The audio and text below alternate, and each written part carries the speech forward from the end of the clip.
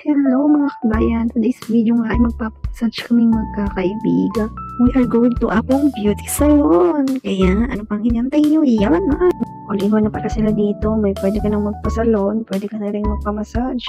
Pero ang pinunta namin dito ay eto na nga, may kasabihan sila, self-care is not selfie. Sa pagpasok mo pa nga lang ay sobrang ganda na ng ambience ng kanilang lugar. Guys, offer ang kanilang massage kaya ano pang hinantay nyo? Iyan na! Siyempre dahil masakit ang aming mga katawan, nag-appeal na talaga kami ng kanilang massage na 85 real for 1 hour.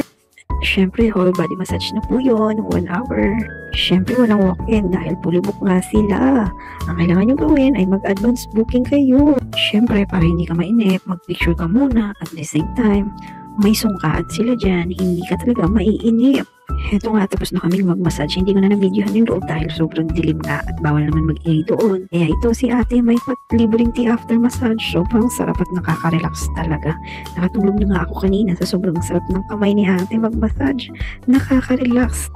Ito na nga, iinom muna ako ng tea at biscuit. Sobrang nakaka-relax. Ang sarap talagang magpamassage. Kaya ano pa ang inaantay nyo, kabayan? Yan na!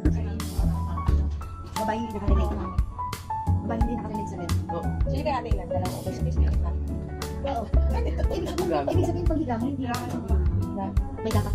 Wala naman ako. Wala kang mararamdaman. Kasi paghiga ko sa business. Sa'yo hindi sabihin ka. Kaya kapag magdanda ka, makapagdidikis. Ay, paano kaya yun? Kasi masakit ka kasi pinaliin. Oo, masakit. Tinanggal yung namin dito siya doon. Tapos mukha. Ay, mukha lang. Mukha lang lang.